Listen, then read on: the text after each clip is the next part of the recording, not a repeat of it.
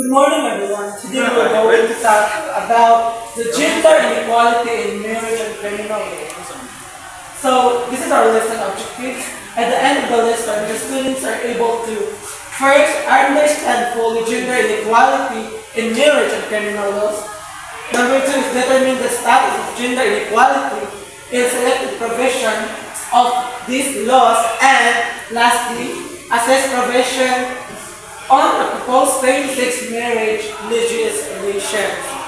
So, first we're going to define what is marriage. So, marriage is a social contract of permanent union between man and woman, and it entered into accordance with law of the establishment of conjugal and family life. So, it is the foundation of the family and an inviolable social institution. So, I want you to imagine a garden where flowers are expected to bloom in the same way, in the same shape, and in the same color. Now, picture out a flower that grows a little differently. So here's a conversation between the same-sex marriage in the Philippines, where the Philippines is a country that dominant. So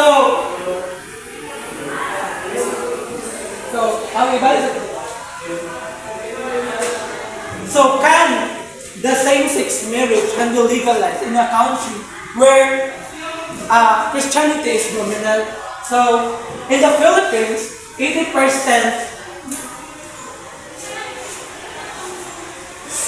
in the Philippines, 80% are Catholics or predominantly Catholic, Roman Catholic and Christianity. Protestant 5.4, Islam 4.6, and Philippine Independent Church, Iglesia ni Cristo 4.2. So, dominant kayo ang Catholic Church and also Catholic and other sa mga Protestant at ang mga Independent Church, bawal sa nila ang same-sex marriage. So, saan mo pag-legalize sa same-sex marriage? If pinakauna pa lang daan, kanang murag bawal na or taliwas na sa religious belief ang kana nga kasal ka, di ba?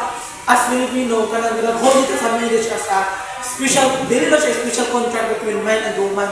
Also, it is hold the kanang sacred institution that holds religious and teaches us good morals, di ba? So, napoy mga countries na gilegalize na ang same-sex marriage. Ang pinakauna ng countries ang Netherlands atong 2001, followed by Belgium, Canada, Spain, South Africa, Norway, and other countries na gilegalize na ang same-sex marriage. Same-sex marriage.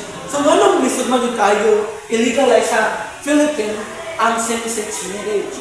Kaya di ba, pinakauna palagi at unang i-define na ang Philippines is a Christian country where predominantly dominant ang Christians sa atong country. So, di ba, listen tayo nga, i-contradict na to ang beliefs na nakakarami para lang ikuha ng atong kuhaan na right. So, di ba, kaya para i-push ang atong right, so, ikuhaan ba na to ang atong pang i-abolish or atong i-set aside ang kuhaan sa lain. So, and also,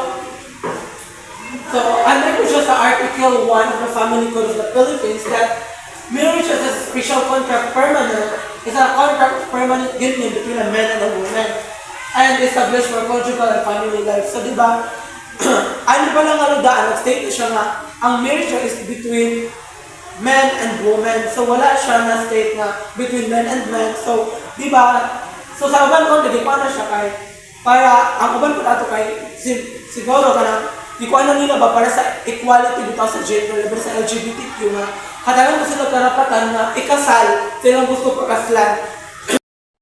So, are you familiar in this dialogue? So, dialogue of Belma Santos in the film Di Cara Setenta. So, she said here that, can you please stop being proud of me? Gusto ko naman ngayon ako mismo, just for a chance, be proud sa sarili ko. So, this dialogue is a strong evidence of women that asking for an equality sa iyang husband.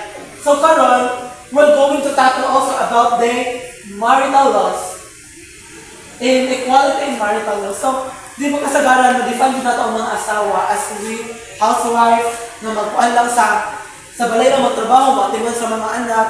Di ba, mo lang ginatong definition sa mother, sa wife. Nasa balay lang din siya. So, muna itong mga definition sa traditional na siya definition sa wife and a mother. So, kuan ba, diraan lang ba? Limited lang ba diraa ang role sa isa ka babae kung mahimo na siya inahan, kung mahimo na siya kasawa. So karon, we're going to tackle the inequality in marital laws. So marital law refers to the body of legal provision and principles that govern relationship between spouse and marriage. So dili sa itong topic there is more on legality sa law, because siya about sa mga spouse, sa mga wife, di ba marital? Sa kanang mga marriage na so inequality in marital laws in the Philippines, marital laws are primarily governed by the Family Code of the Philippines Executive Order Number 209 as amended, the Civil Code for earlier marriages before the Family Code enactment, and reverse penal code for issues like adultery and concubinage. So these laws are matapig na ito siya karon na kabuntago. Sorry. So, adultery versus concubinage, sige, next slide. Violence and prostitution, so matakal naman naman later on. Prohibition and Article 130 of the Labor Code. So, it prohibits women from engaging in certain types of night work, reflect updated concept of women's role and capabilities in the workplace. So, ang traditional law is na-protect siya sa women. Or, applicable sa mga women na nagtatrabaho dito sa nagpipili. In which nga, bawal na matrabahoon or kung maaari, bawal na matrabahoon ng women from 10 a.m. and above. Kaya di ba, ang nagkakanak po sila sa capability sa women. Although, hindi siya discrimination sa equality sa women. But, kanina nakuha na sila ba nga, kanina as a protection dito sa mga babae na magtrabaho o gabi. And also, gitara ako sa ubang babae nga, kanina siya nga, article is discrimination or nag-promote siya inequality para sa mga babae. Kaya di ba, murag ikuan dito sila kaya man nila magtrabaho o gabi. Bawalan na sila ba? Ang kanina siya nga loos, nag-protect lang siya sa mga women bitaw. And also, yes, that's correct. That's all right. Next, removal of criminal liability for rapists under RA 939, 8393. So RA 8393 also known as the Anti-Rape Law of 1997. So allows criminal liability for a rapist to be removed if they marry the victim. So ang kanina siya is nagpaano siya kagad about sa ang rapist dili siya pwede makasuhan bitaw if ang iyang rape or ang offender is iyang pakasalan. So, ang kanina siya nga law is nag-disregard siya sa victim rights and dignity further entrenching gender equality. So, ang kanina siya nga law is nag-promote siya inequality labi na sa mga babae bitaw kanang gipang rape. So, offended, like di ba kanang sa mga indigenous people, kanang kasagaran, katong labi na to sa documentary ni Cara David where katong babae gi-rape, ang katong mga bata gi-rape siya ang sa ilang kuan dito ay kung pwede ma-settle lang dira sa ilang kuan bitaw, sa ilang community, settle lang kung ang katong ang gi-rape kung pakaslan siya sa nag-rape sa iya. So sibali mawala na ang kuan bitaw panubagon sa katong nag-rape sa iya. So kanina law is consider niya siya sa labi na sa mga babae as an kuan promote siya kuan inequality sa mga babae whereas disregard nila ang right of ang dignity sa victim. Next. Legal age for consent to marriage. So, today we're going to also talk about the concept of marriage. So, applies to individual age 18 to 21 who have not been emancipated by a previous marriage.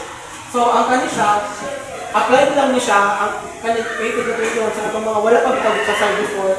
So, kung gusto mo magpakasal, pwede na kayo magpakasal from the age 18 to 21 years old. Next, so order of priority for consent. So, syempre, ang order of priority for consent is from father, mother, surviving parents, guardian, and persons with legal charge of the individual. Next, form of consent. So, we have two kinds of consent, the written consent and the affidavit consent. So the written consent is the interested party must personally appear before the registrar to provide the written consent. So this consent is ano siya about sa mga kung ito magkasal na kung saan nila pagkasal otro kung so kay bali kanang kuha na sila kaning gusto na sila magpagkasal otro pero ang ilang is legal dito ilang kuhan dito sa ilang previous na wife or husband. So ang kaning kuhan is, ang written consent is kaning more papirmahan dito sa katong previous wife na kaning okay na nga magpakasal otro. Kaya di ba sa ato kay wala pa man yun na legalize ang divorce. Only kuhan lang. Only sa tayo only divorce. Annulment lang. So di ba divorce is not legal yet here in the Philippines. So, at this, pwede sila magpakasal through written consent, like consent from a parent nila kung sa ilang daan ng ipakaslan. Next is the affidavit consent. So, if person appearance is not possible, katong appearance dito sa kato ilang ikasal ibalik. And then, nabatay na itong ilang ipakaslan. Or, yan, namatay na ilang ipakaslan before, or wala dito out abroad, pwede sila mag-hold affidavit of consent. So the consent may be given through affidavit, signed in the presence of two witnesses. So two witnesses, maghanap ng two witnesses para makuha niyo siyang affidavit and attested before an official authorized to administer. Oh, next slide. So marriage license requirements. So kung magpakasal mo niya ang inyong pinahanglan sa marriage license requirements. And also dili makuha po ang katong mga requirements sa katong gusto magpakasal. So personal manifestation. The personal manifestation of consent by a parent or guardian, kung hindi ko consent sa parent or guardian, shall be recorded in both application for the marriage license. So dapat sa marriage license nila, dapat ang consent sa guardian or sa parent bitaw. Hindi mo mag-vote kasi wala mo time. So affidavit as an alternative if an affidavit is included instead of personal manifestation, it must be attached to the marriage license application. So, affidavit as alternative, kung wala din ang parents, kung wala consent o sa ba, pwede mo ma-apply ang affidavit niya, i-attach niyo sa license, pero kung mapabuha mo lisensya sa marriage. Administration and enjoyment of property in marriage. So, community property, Article 96. So, joint administration. Both spouse joint na administer and enjoy community property. So, kung namin disagreement, if there are disagreement, the husband decision prevails. So, ang sa bana, so according to Article 96, kung balik ko na yung mga disagreement, talaga na sila property. Ang decision din sa bana, ang masunod. Kung magkuano, ibalik mo reklamo ang wife, tinahan mo siya mato sa korte. Yeah, coordination of the husband decision. So, pareha na sila in conjugal partnership, that's Article 1 to 4. So, kibali, sila duha na sila katungutan ng mga conjugal property.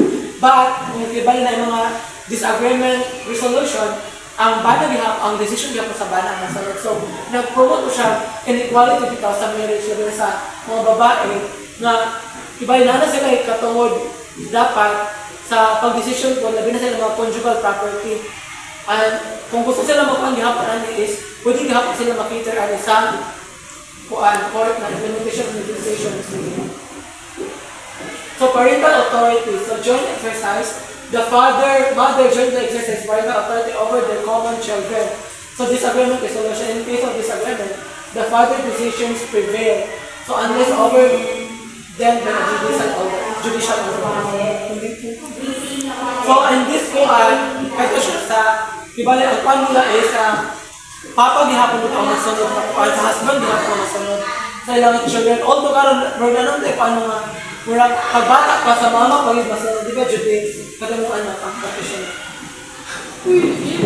Sige, kaduha. Parental authority. So more gihapon siya sa parental authority.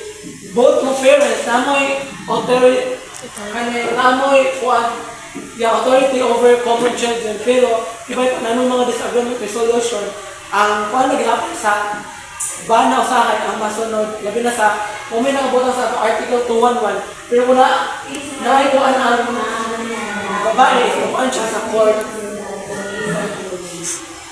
Legal guardianship.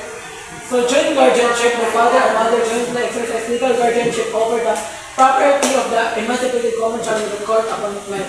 So in case the women, so pareha naghapon the father decision prevails. Dahil, kumatay na po dahil. So marital infidelity, adultery versus concubination. This, kung ano will be tackled by the next reporter. Marital infidelity, adultery versus concubinage. So adultery committed by a wife who engaged in sexual intercourse with a man who is not her husband. So proof needed where sexual intercourse or so. Ang proof na kinahanglan kay just like matigawan lang nga dahil sexual intercourse na may tabo kay mawala na ang proof para mag-file ang husband sa wife ng adultery. Concubinage has sexual intercourse with a woman who is not his wife under scandalous circumstances. So when we say under scandalous circumstances, it causes public outrage and damage the wife's reputation. The second gives another woman in the conjugal home or it is the family home sa couple or property sa couple. Then third, cohabits with another woman in another dwelling. So when the husband is living with his mistress or another woman who is not his wife, then proof needed. Sexual intercourse must be under scandalous circumstances, not just under intercourse. So, ang proof na kinahanglan, dili lang ay makabalang na ay sexual intercourse na hitabo pag dapat kay mahitabo tong under scandalous circumstances. Then penalties. We have for adultery. The wife incurs higher penalty than the husband in the concubinage. The paramour in adultery also faces imprisonment. So, mas dako ang penalty sa wife kay since ang ginabyuman na sa dira kay ang man as a dominant. Then, kung if ang women kay naay affair kay ang women man ginabi na women were expected to uphold family honor and their infidelity. That is why bali ang penalty sa wife if ang naay affair na may kabot. Then sa concubinage, concubine only receive the penalty of this year of banishment. So ang kinahanglan lang dali kay parang it aims to remove concubinage or katong itong bain na affair sa iya katong sa husband kay ang kinahanglan lang kay kanang mapahawa siya sa environment sa wife kay gatang dili makakas ng another conflict or harm sa wife. Then forgiveness clause in the crime of rape or RA 8352 or anti-rape law. Next. So, extinguishment of criminal action through marriage. A valid marriage between the offender and the victim extinguishes the criminal action or penalty. This provides the offender and his way to escape accountability. So, if masugod ang kadtong victim na ipakasal sa iya offender kay mapa-free ang offender sa criminal action or penalty na ma-face dapat niya.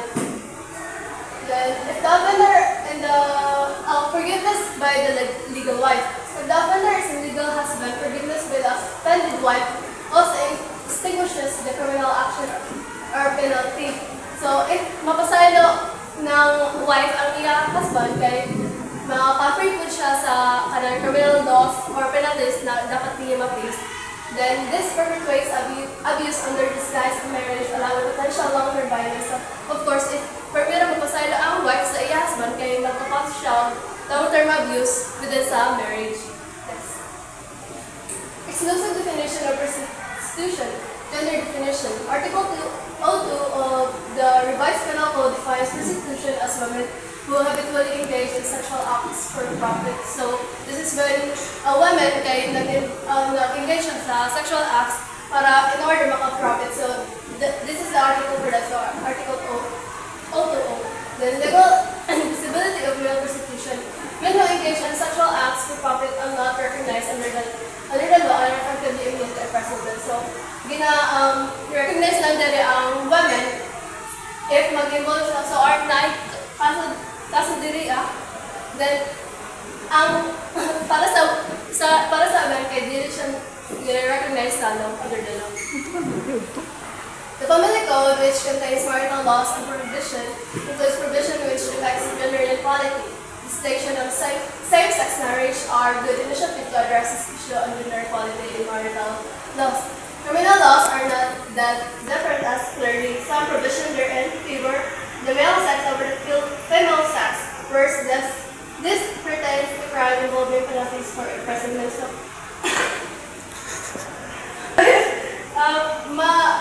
naida kung ang legislation ng same-sex marriage kaya makuan daw kay kanang gina-reduce niya ang gender-based inequality found in the existing marital system.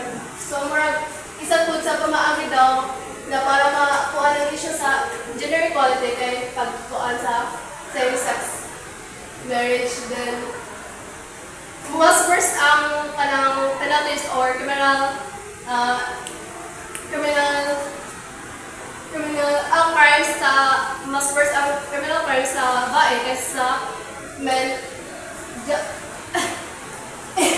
Itong gibakuan ako ng penalties, di ba? Mas kuan ang women, mas badi ang higher penalty kaysa sa men. So, naigod siya dira sa law nga mas gipaboran din nila ang men over sa women if mag-involve sila sa crimes.